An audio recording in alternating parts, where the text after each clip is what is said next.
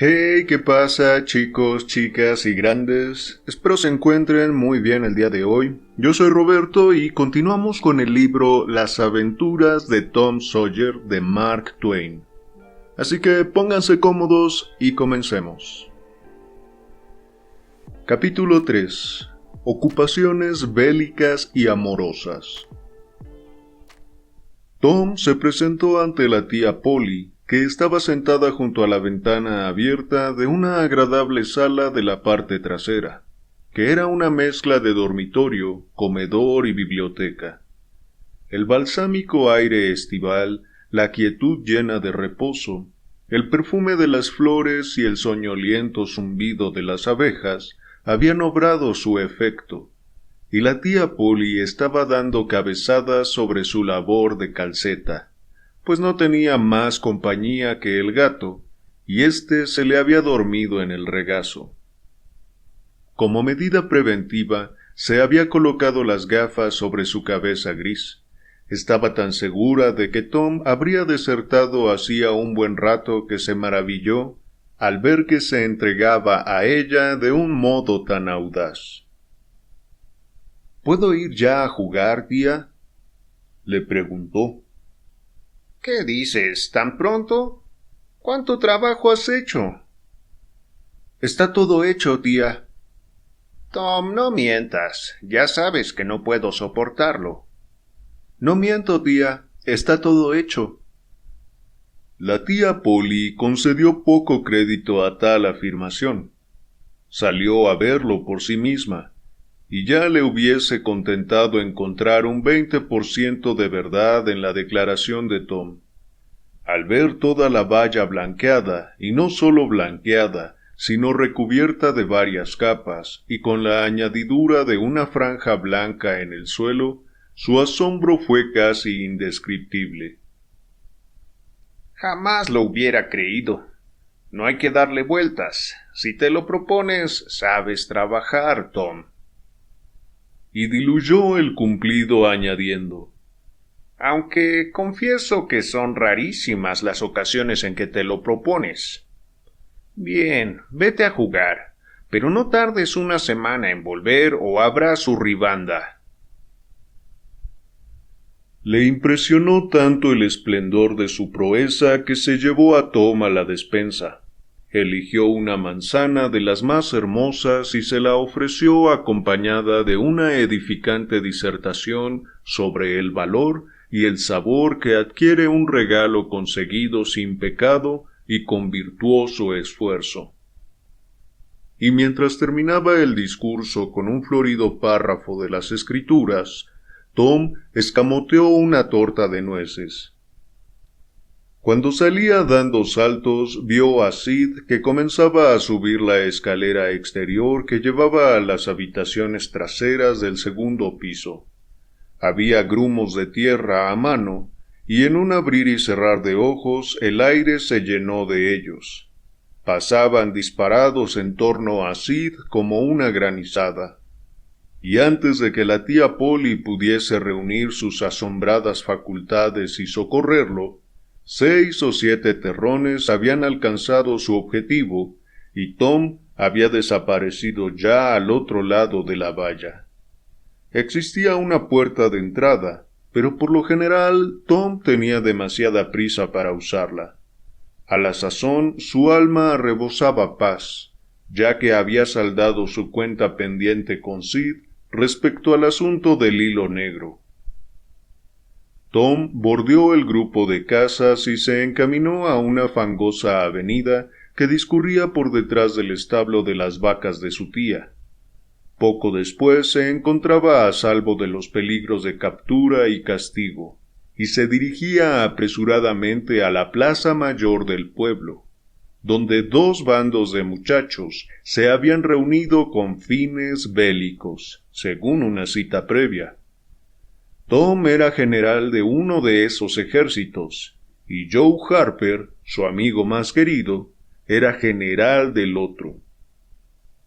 Esos 2 grandes estrategas no consentían pelear en persona, pues ello era más propio de sus subalternos. por lo que se sentaban juntos sobre una pequeña eminencia y dirigían las operaciones mediante órdenes transmitidas por medio de edecanes. El ejército de Tom consiguió una gran victoria tras una batalla duramente disputada. Entonces se contaron los muertos, se cambiaron los prisioneros, se acordaron las condiciones para la próxima discordia y se fijó día para la batalla. Luego se alinearon los ejércitos, partieron, y Tom se encaminó a su casa solo. Al pasar por delante de la residencia de Jeff Thatcher, vio a una muchacha desconocida en el jardín.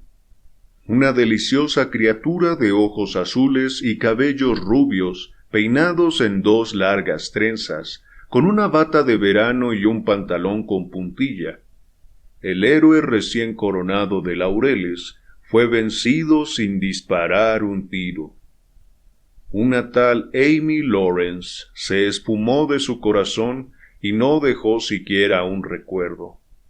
Había creído amarla locamente, había considerado que su amor era adoración, y de pronto se dio cuenta de que solo era una pequeña debilidad evanescente. Había empleado meses en conquistarla. Ella se había rendido hacía apenas una semana. Tom había sido el muchacho más feliz y más orgulloso del mundo durante 7 únicos días. Y de repente, en un instante, Amy había desaparecido de su corazón como un forastero que termina su visita imprevista. Admiró ese nuevo ángel a escondidas hasta que vio que ella le había descubierto. Entonces pretendió ignorar que ella estaba presente y comenzó a exhibirse en toda clase de absurdas acciones infantiles a fin de ganar su admiración. Se entregó a esos grotescos disparates durante un rato, pero de repente, en mitad de unos peligrosos ejercicios gimnásticos, miró de soslayo y vio que la niña volvía hacia la casa. Tom se acercó a la valla y se apoyó en ella pesaroso, abrigando la esperanza de ver a la muchacha quedarse un ratito más. Ella se detuvo al subir los peldaños y se dirigió hacia la puerta. Tom exhaló un profundo suspiro cuando ella puso el pie en el umbral, pero se le iluminó el rostro enseguida, al ver que la adorada tiraba un pensamiento por encima de la valla antes de desaparecer.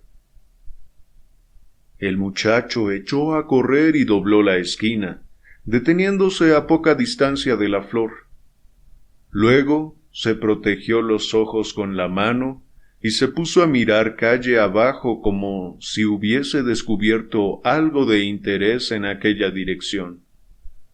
Poco después, recogió una paja e intentó sostenerla sobre la nariz, con la cabeza inclinada hacia atrás, y mientras se movía de un lado a otro con gran esfuerzo, se acercaba cada vez más al pensamiento. Al fin, su pie desnudo descansó sobre la flor. Sus flexibles dedos se cerraron y, renqueando, se alejó con el tesoro y desapareció al doblar la esquina. Pero tan solo un minuto, el tiempo de encerrar la flor en el interior de la chaqueta, junto al corazón o junto al estómago, pues no estaba muy versado en anatomía, y tampoco era muy exigente. Volvió y estuvo rondando la valla hasta que oscureció, exhibiéndose como antes, pero la muchacha no volvió a mostrarse, aunque Tom se consoló un poco pensando que, entretanto, ella había estado cerca de alguna ventana presenciando sus atenciones. Al final regresó a casa de mala gana, con su pobre cabeza llena de visiones. Durante toda la cena se mostró tan animado que su tía se preguntó qué demonios se le habría metido en el cuerpo. Recibió una buena reprimenda por los terrones lanzados a Sid, pero no pareció importarle gran cosa. Trató de robar azúcar ante las mismas narices de su tía y obtuvo un buen golpe en los nudillos. «Tía, usted no pega a Sid cuando coge azúcar», dijo. «Sid no da tantos quebraderos de cabeza como tú. Si no te vigilara, tendría siempre las manos en la azucarera». La tía Polly se dirigió a la cocina, y Sid, feliz en su inmunidad, se apoderó de la azucarera con una gloriosa jactancia que a Tom le pareció insoportable. Sin embargo, el recipiente le resbaló de los dedos, cayendo y rompiéndose en 1000 pedazos. Tom estaba extasiado. Era tal su arrobamiento que hasta se mordió la lengua y guardó silencio. Se dijo que no diría una palabra, ni siquiera cuando entrara la tía, sino que continuaría callado hasta que ella le preguntase quién había cometido el daño. Y él se lo diría entonces, y nada habría comparable en el mundo como ver aquel dechado de perfecciones atrapado.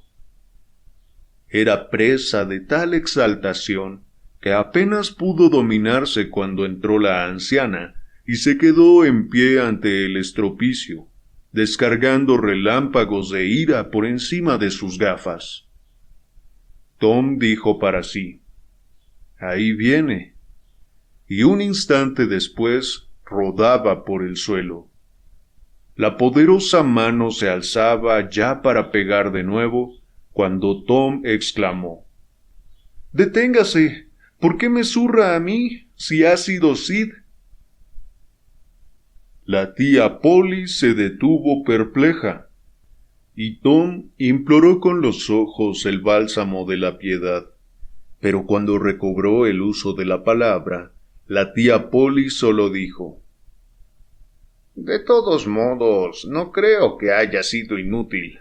Seguramente habrás hecho alguna otra desvergonzada travesura mientras no estaba aquí». Entonces le remordió la conciencia y sintió el intenso deseo de decir algo amable, pero juzgó que equivaldría a confesar que se había equivocado, cosa prohibida por la disciplina.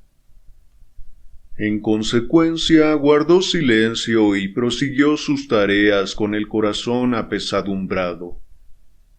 Tom, enfurruñado en un rincón, exaltaba sus pesares. Sabía que la tía Polly en el fondo de su corazón estaba arrepentida, y la conciencia de ello le recompensaba tristemente, pero no daría muestras de reconocimiento ni las aceptaría. Sabía que una afanosa mirada lo envolvía de vez en vez, a través de un velo de lágrimas, pero se negó a percatarse de ella. Se imaginaba a sí mismo yaciendo en un lecho, enfermo de muerte, y a su tía inclinada sobre él implorando una breve palabra de perdón. Pero él volvía el rostro hacia la pared y moría, sin pronunciar aquella palabra. Ah, ¿cómo se sentiría ella entonces? También imaginaba que lo traían del río muerto, con el ensortijado pelo mojado y el triste corazón inmóvil. Y la tía Polly se le echaba encima, y de sus ojos caía una lluvia de lágrimas, y sus labios suplicaban a Dios que le devolviese al muchacho, y prometían que nunca, nunca más volvería a ofenderlo. Pero él seguiría allí, frío, blanco e inerte, pobre víctima cuyos pesares habían encontrado fin. Exacerbó tanto sus sentimientos con esos patéticos sueños que tuvo que tragar saliva a menudo porque se atragantaba, y sus ojos nadaban en un mar de agua que rebosaba al parpadear, y descendía y goteaba desde la punta de la nariz. Y el cultivo de su dolor era tan voluptuoso para él que no pudo soportar la intrusión en él mismo de ninguna alegría mundana, ni de ningún goce discordante. Era demasiado sagrado para tales contactos.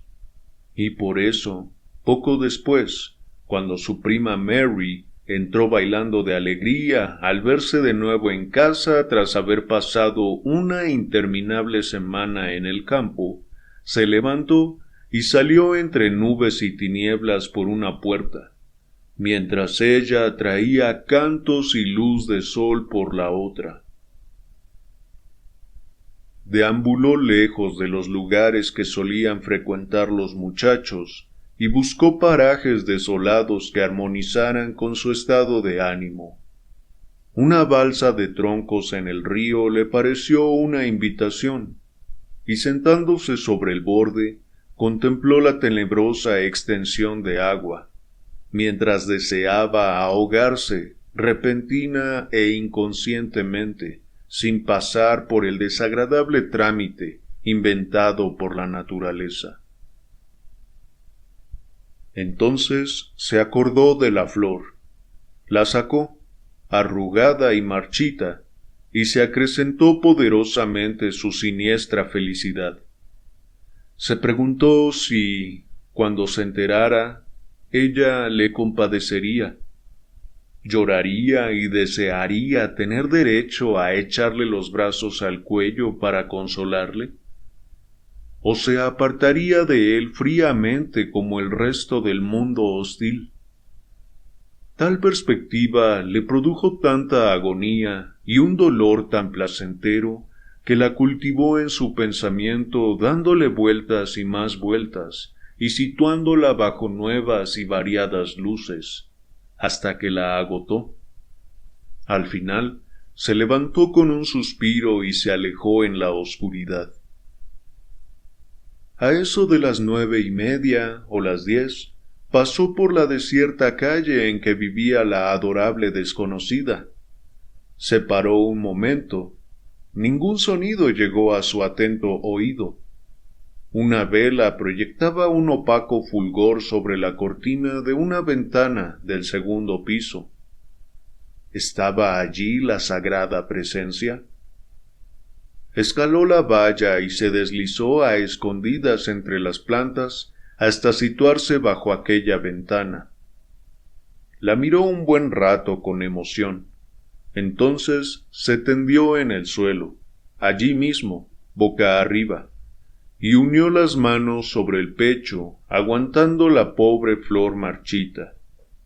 Y así hubiera querido morirse, a la intemperie, en un mundo frío, sin ningún abrigo sobre su desválida cabeza, sin una mano amiga que le secara el sudor mortal de la frente, sin un rostro amado que se inclinara piadosamente sobre él cuando llegase el estertor de la agonía. Y así lo vería ella al asomarse a la ventana en la mañana alegre, y entonces ¿derramaría una lágrima sobre su pobre cuerpo inerte? ¿Exhalaría un suspiro al ver aquella vida joven y brillante echada a perder y tan prematuramente tronchada? La ventana se abrió. La voz discordante de una criada profanó la sagrada quietud y un diluvio de agua empapó el cuerpo tumbado del mártir. El remojado héroe se puso en pie de un salto, exhalando un bufido.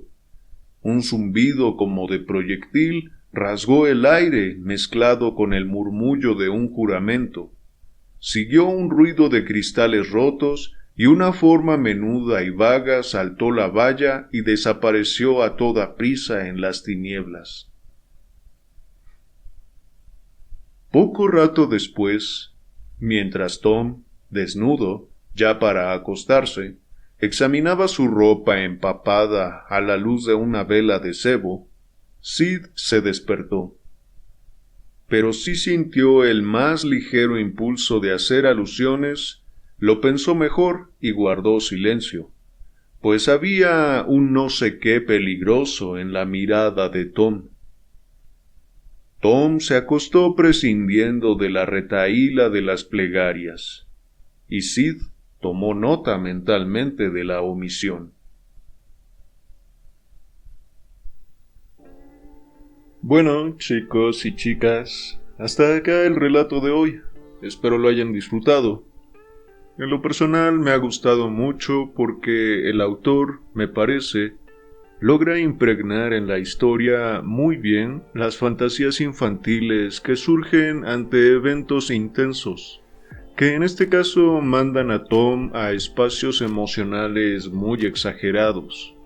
Por ejemplo, la fantasía que tiene de que la chica lo está viendo desde dentro de la casa, mientras él hace sus exhibiciones, como las llaman acá, o también la fantasía que tiene luego de estar tan frustrado por lo que pasa en casa con su tía.